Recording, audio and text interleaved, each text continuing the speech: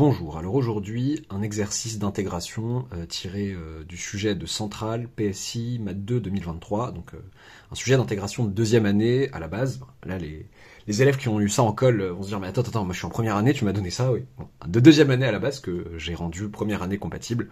Donc dans ma correction, ça sera une correction de première année, et je reviendrai vite fait, je ferai des petits clins d'œil de deuxième année, en disant « là, vous auriez pu dire plus vite que tatati tatata ». Ouais. Ok. J'ai laissé la fenêtre ouverte, c'est nécessaire pour des raisons que je ne vais pas exposer ici, et ça joue au tennis pas très loin, donc j'espère que ce sera pas gênant, je ne crois pas.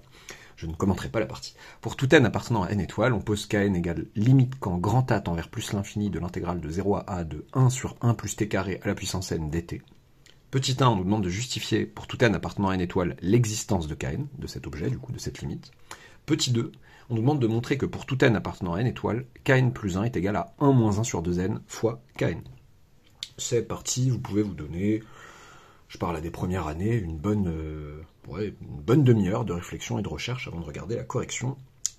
Et c'est parti, correction. Alors, justifier pour tout n appartenant à n étoiles l'existence de kn, okay, soit n appartenant à n étoiles. Alors, pourquoi cet objet, cette limite existe-t-elle? Avant de calculer la limite, enfin pas de calculer, mais de justifier l'existence de la limite, je vais d'abord expliquer que pour tout A strictement positif, cet objet a un sens. Ça va être rapide, mais je vais quand même le dire. Alors, pour tout A strictement positif, la fonction qui à t associe 1 sur 1 plus t carré à la puissance n, eh bien, est continue sur le segment 0A. Pas de problème, je ne m'étale pas sur sa continuité, donc l'intégrale de 0 à a de 1 sur 1 plus t carré à la puissance n dt est bien définie. Pas de problème de définition pour un a fixé. Et bien défini, je me permets cette abréviation que vous ne vous permettez pas. Alors, ok, bon, pourquoi est-ce que quand je fais tendre a vers plus l'infini, cette limite existe? Cette limite existe au sens où donc c'est un réel, donc cette limite existe et est un réel que je peux appeler kn. Bon. Qu'est-ce que je peux me dire? Je peux me dire, bon, qu'est-ce qui se passe quand a devient très grand? À mesure que a augmente, je me rends compte que cette intégrale, la valeur de cette intégrale va augmenter. J'intègre une fonction positive sur un intervalle de plus en plus grand. Je vais leur expliquer rapidement. Je vais poser, tenez une fonction d'ailleurs, je vais poser la fonction f, qui a a associe l'intégrale de 0 à a de 1 sur 1 plus t carré puissance n dt. Qu'est-ce que je peux dire de cette fonction? F, je peux dire qu'elle est croissante sur R+. Ok, car, bon, est-ce que je dois détailler outre mesure? Non, pas besoin, honnêtement, à ce stade, à notre niveau, même en première année, car, on va leur dire quand même, car t, la fonction qui a t associe 1 sur 1 plus t carré à la puissance n, est positive sur R+. Ok, je sais même en réalité que cette fonction, avec le théorème fondamental de l'analyse, je sais que cette fonction est de classe C1 sur R+. Et même sur R tout entier, bon, ce qui m'intéresse là, c'est prendre la borne ici sur R+. Ok, elle est croissante sur R+. Ok, pourquoi c'est intéressant de dire ça? Bah, moi, ce qui m'intéresse, c'est sa limite en plus l'infini. Le fait que je me dise qu'elle est croissante, bah, c'est déjà une étape, parce qu'une fonction croissante, qui est définie sur R+, et qui est croissante, bah, elle a que deux options en plus l'infini. Soit avoir une limite finie, soit tendre vers plus l'infini. Bon, qu'est-ce que je vais faire? Si j'arrivais à la majorer, une fonction qui serait croissante et majorée, qui est définie sur R+, elle a une limite en plus infinie par le théorème de convergence monotone, celui-là même dont vous servez pour les suites. Une suite croissante majorée, toute suite croissante majorée converge.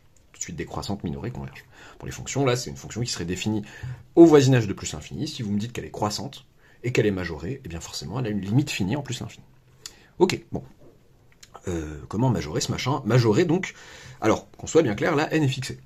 Je dois pouvoir majorer cette quantité pour tous les a strictement positifs ou positifs ou nuls par une quantité qui ne dépend plus de a. Qu'est-ce que je peux bien faire? Mais je disais que le n est fixé, bon, je peux quand même essayer de me débarrasser de ce n là.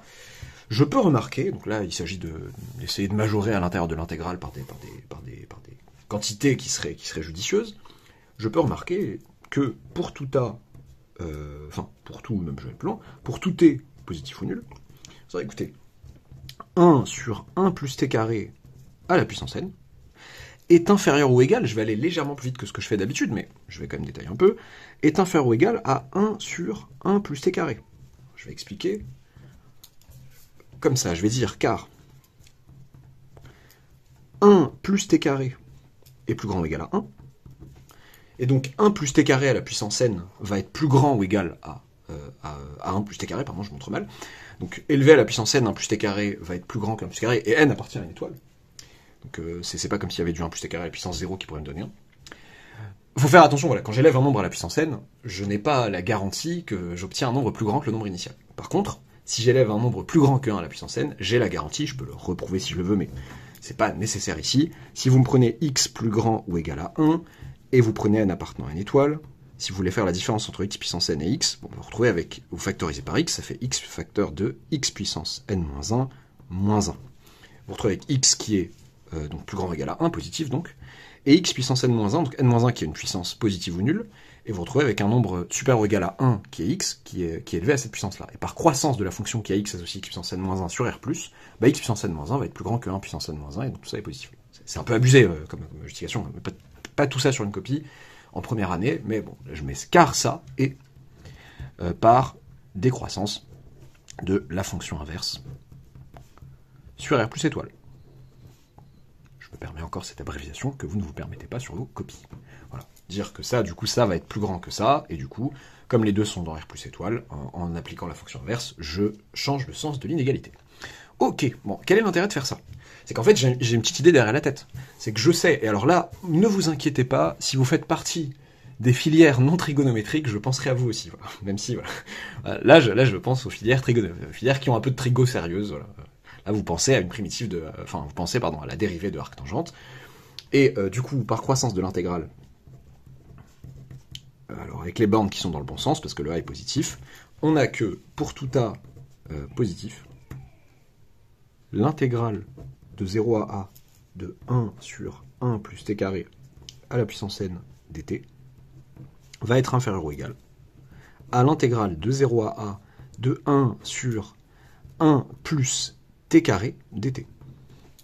Et ça, je sais primitiver. Ça, je sais qu'une primitive de la fonction qui a été associée à 1 sur 1 plus t carré sur R+, sur R même, c'est la fonction arctangente. Donc là, je vais avoir arctangente de t pris entre 0 et 1. Ce qui me fait donc arctangente de a moins arctangente de 0, et arctangente de 0, ça fait 0. Et arctangente de a, bon bah, le but, rappelons la démarche, le but quand même de la démarche, c'est de majorer par un truc qui ne dépend pas de a. Arctangente de a, c'est inférieur ou égal à pi sur 2. Je rappelle que la fonction arctangente est à valeur dans moins pi sur 2 ouvert. Elle est strictement croissante de R dans R, et de R plus précisément dans moins pi sur 2 ouvert, et sa limite en plus infinie, en fait, c'est pi sur 2. Ok.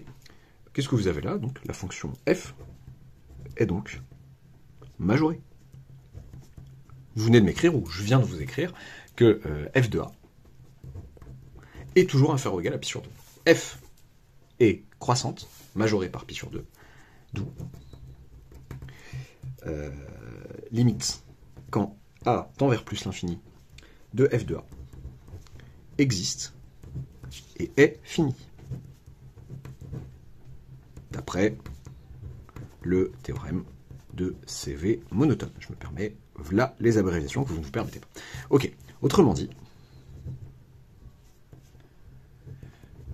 il est moche, moi il a un petit style comme... Autrement dit, Kn existe. J'ai un stylo un peu bizarre aujourd'hui, mais c'est pas grave. Alors, autrement dit, Kn existe. Ok, donc on a prouvé, grâce à ça, l'existence de notre fameux Kn. Petite remarque pour les deuxièmes années. En deuxième année, on vous aurait directement dit, on pose Kn égale l'intégrale de 0 à plus l'infini de ce machin, et on vous aurait demandé de justifier l'existence de cette intégrale, la convergence de cette intégrale, autrement dit, et vous n'auriez... Ah oui, j'oublie pas aussi les premières années non trigonométriques, promis. Enfin, c'est après la deuxième année. Donc, l'intégrale de 0 à plus l'infini de ce machin, vous avez une... Enfin, vous utilisez... vous majorez directement, par exemple, par 1 sur 1 plus t carré, et vous utilisez votre théorème de comparaison des intégrales de fonctions continues et positives. Vous n'oubliez pas de parler de la positivité, et donc du coup, comme l'intégrale de 0 à plus infini de 1 sur 1 plus t carré dt converge, ben, vous êtes bon. Ok, en fait, en réalité, là, ce que je vais dire pour les filières non trigonométriques, c'est valable à la fois pour les premières et pour les deuxièmes années. Par quoi j'aurais pu majorer, si ce n'est par ce machin, parce que ce machin, malheureusement, je sais pas je saurais pas le primitiver en arctangente si je connais pas cette fonction. Eh bien, ce que j'aurais pu faire, hop, j'aurais pu dire que méthode 2, qui est pas, voilà, si vous avez arctangente, si vous avez la fonction arctangente, vous n'utilisez pas cette méthode 2, bien évidemment. Méthode 2, intégrale, donc je vais un peu vite, intégrale de 0 à a de 1 sur 1 plus t carré à la puissance n dt. Vous me dites que c'est égal, alors, pour tout a, alors, le but, ce que je sais primitiver, par exemple, je sais primitiver du 1 sur, enfin, oui, en vrai de vrai. Ça, c'est bon. On peut majorer ici par 1 sur 1 plus t carré dt. Je pensais à plusieurs choses à la fois, mais ça, c'est pas mal. Et je peux, et le but à la fin, c'est de dire, attends, mais moi, je sais primitiver 1 sur t carré. Le problème, c'est que si je prends à partir de 0, je suis mal. Bah, je vais prendre pour tout a plus grand que 1. Tant qu'à faire. J'ai le droit, hein, puisque le but final, c'est de montrer qu'il y a une limite en plus infinie. Ici, pardon, donc de majorer à partir, enfin, donc si vous me dites que c'est, je veux pas m'étaler là-dessus, vous allez voir. Voilà. Si vous me dites que j'arrive à majorer à partir de a plus grand ou égal à 1, ça me dérange pas. Mais j'arriverai à majorer pour tout le monde. Égale, donc l'intégrale de 0 à 1 avec châle de 1 sur 1 plus t carré dt, plus l'intégrale de 1 à a de la même chose. Zut. Et là, je vais être réduit à cette extrémité que je déteste, de mettre le dt au numérateur. Je hais ça, je sais pas pourquoi. Alors, du coup, cette chose va être inférieure ou égale à l'intégrale de 0 à 1 de 1 sur 1 plus t carré dt, plus quoi, du coup plus, et donc si je majore encore, je majore 1 sur 1 plus t carré par 1 sur t carré. 1 plus t carré est plus grand que t carré, 1 sur 1 plus t carré est plus petit que 1 sur t carré par décroissance de la fonction inverse, blablabla, sur 1 plus étoile. Donc 1 à a de 1 sur t carré dt. Et là, je suis content, parce que ça, c'est une constante. Et ça, donc, va être inférieur, pardon, va être égal, du coup, donc je primitive. Donc je primitive ça, une primitive, c'est du moins 1 sur t. Bon, je le fais, je le détaille, allez, tant pis. 1 à a, et du coup, je me retrouve avec inférieur à constante, plus 1 sur plus, du coup je fais attention, moins 1 sur a, moins 1 sur 1, donc plus 1, moins 1 sur a, constante machin, et c'est inférieur ou égal à, bon j'aurais pu lui donner un petit nom à cette constante, à la constante plus 1. Voilà, et vous avez pardon, un majorant pareil. Et si vous êtes en deuxième année d'une filière non trigonométrique, eh bien, plutôt que de faire ça, là, arrivé à ce stade, vous me parlez de la convergence de cette intégrale, grâce, soit par le calcul, mais c'est pas la peine, soit avec vos règles des intégrales, enfin vos critères de Riemann, qui vous font dire, ok, c'est une intégrale de Riemann convergente, avec le alpha qui est strictement plus grand que 1. Et par comparaison à une intégrale de Riemann convergente, par comparaison d'intégrale de fonction continue positive, celle-là aussi converge, et du coup la mienne converge aussi. Avec le morceau qui est là, qui est évidemment convergent. Ok. Est-ce qu'on peut attaquer la question 2 ? Montrons que pour tout n appartenant à une étoile, kn plus 1 égale 1 moins 1 sur 2n fois kn. Rappelons que kn, c'est cette limite. Ok, donc on veut une relation de passage entre deux limites. C'est pas très joli. Je veux dire, bon, les deuxième années, ils ont directement les intégrales de 0 à plus infini, donc c'est moins délicat à écrire. Ce que je vais commencer par faire, c'est trouver une relation entre les intégrales pour un a fixé. Après, je vais faire tendre a vers plus l'infini. Ça me semble raisonnable. Donc, on va donner des petits noms aux choses. On va dire... si, j'avais déjà appelé f de a, l'intégrale. À la question présente, j'avais appelé ça f de a. Est-ce que je mets un petit... oui, par acquis de conscience. Je vais l'appeler fn de a ici, dès maintenant. fn. Alors, t'es où, il reste plus que... Non, c'est bon. Il n'y a plus de f. S'il y en a un caché, n'hésitez pas à le dire en commentaire. Commentaire inutile. Là, le commentaire inutile. Alors, donc, pour tout n appartenant à n étoiles. Pour tout a positif ou nul, ou même strictement positif. Allez, je fais ce que je veux. Fn plus 1 de a, c'est donc l'intégrale de 0 à a de 1 sur 1 plus t carré puissance n dt. Et cette chose a pour limite kn plus 1. Puissance n plus 1 dt. Et Fn de a, je le rappelle, c'est l'intégrale de 0 à a de 1 sur 1 plus t carré puissance n dt. Ok. Et je veux une relation entre les deux. Qu'est-ce que je vais faire ? Bon, il y a du n plus 1. Moi, je me dis naïvement, une histoire de dérivation peut-être qui pourrait me... Honnêtement, j'essaie de mettre à la place d'un élève qui... Je sais quoi faire, moi, personnellement, dans ce genre de situation. Enfin, j'ai l'habitude, voilà, l'habitude en général me mène vers cette chose-là. Mais mon élève, bon, je me dis, comment j'obtiens ça à partir de ça, ou inversement. Donc, on est souvent tenté, puisque la formule qu'on me demande, c'est du kn plus 1 en fonction de kn, on est tenté de partir de kn plus 1 nécessairement. Bon, c'est pas nécessaire. À nous de voir. Moi, mon truc, c'est de me dire, attends, qu'est-ce qui me permet de dériver à l'intérieur de l'intégrale un morceau ? Bon, une IPP, une intégration par partie. Mais qu'est-ce que je sais ? Est-ce que je dériverais, enfin, une IPP, déjà, il faudrait reconnaître un produit. Bon, un produit, je me dis, bon, je peux mettre 1 fois quelque chose, c'est pas grave ça. Mais est-ce que ça, je sais dériver plutôt ou primitiver? Ou ça d'ailleurs. Ces quotients-là, je sais plutôt les dériver. Je sais pas trop les primitiver, enfin, pas trop à l'aise là-dessus. Ou alors, je pourrais faire apparaître quelque chose de factice pour les primitiver. Bon, ça compliquerait un peu les choses.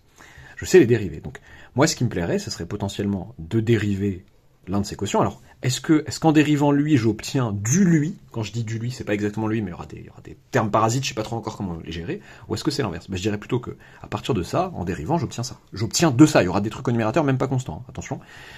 Et du coup, je me dirais, je fais peut-être une IPP à partir de fn de a, quoi. À partir de celle dont la limite va être kn. Plutôt que de partir de fn plus 1 de a. Bon, alors, je leur dis, fn de a, je le réécris, égale l'intégrale de 0 à a de 1 sur 1 plus t carré puissance n fois 1 dt. Ok. J'écris ici un petit truc, voilà, scolaire que j'aime bien. U de t, c'est 1 sur 1 plus t carré puissance n. Soit dit en passant, cette chemise, je l'ai depuis longtemps, je l'assume pas, mais je l'ai portée aujourd'hui, elle me va vraiment bien. Pardon. Alors, 1 sur 1 plus t carré à la puissance n, u' de t, je dérive ça, bon, alors je peux dériver ça comme du 1 sur u puissance n, mais je vais dériver ça comme du... voilà. Je sais que ça plaît pas à certains profs aussi, qui ont peut-être raison. Je dérive ça comme du 1 sur v pour pas me tromper, quoi. Donc, ça me fait du moins v' sur v carré. Bon, je fais une étape intermédiaire, mais je sais au final que je vais obtenir du puissance n plus 1, c'est bon. Mais donc, si je devais le faire, si un élève avait oublié sa formule, 1 plus t carré puissance 2n, donc là c'est le v carré, et le moins v', donc je dérive ça, attention, c'est déjà une composée de fonction, donc la dérivée de l'intérieur qui me fait du 2t, donc j'oublie pas le moins qui vient du moins v' sur v carré, moins 2t fois donc du n 1 plus t carré puissance du coup n-1. Ce qui fait en fait du moins 2t n divisé par 1 plus t carré puissance n plus 1 en fait. 2n moins n-1, ça fait 2n moins n plus 1, ça fait n plus 1. Ça c'est u' de t. Je les mets dans une disposition un peu spéciale, v' de t égale 1, v de t, opposé que v de t égale t. Je vais leur dire, avant de balancer l'IPP, avant de balancer la sauce, leur dire que u et v sont de classe C1 sur le segment 0A, même sur R tout entier, si je dis pas de bêtises, ouais, tout entier. Ok, alors... Et certains pourraient me dire, heureusement qu'elles sont... déjà, tu dérives sans rien dire. Bon, moi, je me suis pas dit dérivable par quotient, donc le dénominateur ne s'annule pas, ça va, m'embêtez pas. U et V sont classés 1 sur 0. Ok, par IPP. Alors, par IPP, Fn de A va être égal à quoi, du coup? A crochet UV, donc crochet T sur 1 plus T carré puissance N pris entre 0 et A, moins l'intégrale de 0 à A, du coup de U' de t fois V de t dt. Donc U' de t, alors il y a un moins déjà chez U', donc ça va me mettre un petit plus ici. U' de t fois V de t, ça me fait sortir un 2n, constant multiplicatif que je peux sortir de l'intégrale. Et qu'est-ce qui va me rester? Il va me rester du t fois t, donc du t carré. Parce que je regardais au mauvais endroit, donc je vais tout regarder ici. Du t carré, pareil, ça change rien au propos, sur 1 plus t carré puissance n plus 1 dt. Et là je peux me dire que c'est une très mauvaise nouvelle. Attendez, je voulais faire apparaître Fn plus 1 de A. Fn plus 1 de A, c'est ça. Le t carré en haut, je sais pas comment le chasser. Bon, moi je sais quoi faire, donc je suis plutôt serein, mais c'est vrai que ça peut inquiéter un élève. Et dans ce genre de situation, voilà, je n'attends pas forcément... Voilà, le but d'une vidéo réussie aussi, ou en tout cas d'un exercice corrigé réussi, c'est pas uniquement de vous donner la réponse, dire voilà comment on fait, tatata, et vous, voilà, la lumière, etc., et puis c'est tout. Non, c'est de se mettre dans la situation où on a moins d'expérience et on a moins d'informations, et comment on peut gérer... Quelles sont les bonnes pratiques à mettre en œuvre dans ces situations-là? Dans une situation où je suis un élève qui fait ça, où j'ai essayé mon IPP jusque-là, je me dirais qu'il faudrait se dire ce serait dommage de lâcher là, maintenant, tout de suite. Essayons encore un peu, bon, peut-être qu'il y a d'autres questions qui attendent, peut-être que le temps presse, etc. Il y a d'autres problématiques qui font qu'on a envie de lâcher. Ne lâchons peut-être pas tout de suite, mais genre, il y a encore un petit truc à essayer. T carré, bon. T carré, à part se lancer dans des trucs fous, genre encore une IPP, des trucs comme ça, bon, ça peut être inquiétant. Je me dire, attends, mais T carré, 1 plus T carré, ça se ressemble quand même. Bon allez, je commence par ça, A sur 1 plus A carré puissance n, moins la valeur en 0 qui fait 0, plus 2n, et là je dis attendez, t carré, je vais mettre un petit plus 1, moins 1. Voilà, cette technique paraît limite magique à beaucoup d'élèves qui l'ont vu au moins une fois, ils la voient marcher, ils disent waouh génial, ils jurent plus que par ça. C'est pas non plus un truc à employer tous les jours, c'est pas ce qui va vous tirer d'affaire tous les jours, mais là, je trouve que c'est pas mal. T carré plus 1 sur 1 plus t carré puissance, j'en profite pour gagner un peu de temps, moins Donc, comme j'ai fait du plus 1, moins 1, donc moins 1 sur 1 plus t carré puissance n plus 1 dt. Le tout dt. Ok. Bah, c'est pas mal. Parce que je vais casser cette intégrale en deux. Linéarité de l'intégrale, là. Il n'y a pas une histoire de convergence pour les deuxièmes années. Bon, j'ai pas du plus infini. Si vous aviez du plus infini là, il aurait fallu parler de la convergence des deux intégrales que vous obtenez en cassant votre première intégrale. 1 plus t carré puissance n, plus, du coup, 1 plus a carré, pardon, il n'y a plus de t là, puissance n, plus 2n. Alors qu'est-ce qu'on obtient là? Du t carré plus 1 et du t carré plus 1 puissance n plus 1 en bas. Donc il y a une simplification qui s'opère, et on obtient du 1 sur 1 plus t carré puissance n dans l'intégrale. Alors, quand je casse en deux, donc par linéarité, et j'obtiens quelle intégrale? Bah, c'est l'intégrale qui me donne fn de a en fait. Et pour l'autre, donc j'ai du 2n toujours en facteur, bah, c'est celle qui donne fn plus 1 de a. 2n, fn plus 1 de a. Bah, là j'ai quasiment fini. Bon, devoir gaspiller une feuille entière pour ça, je vais la réutiliser après, promis, pour les écolos qui me regardent. Alors, donc j'ai ça du coup, et du coup on fait tendre a vers plus infini.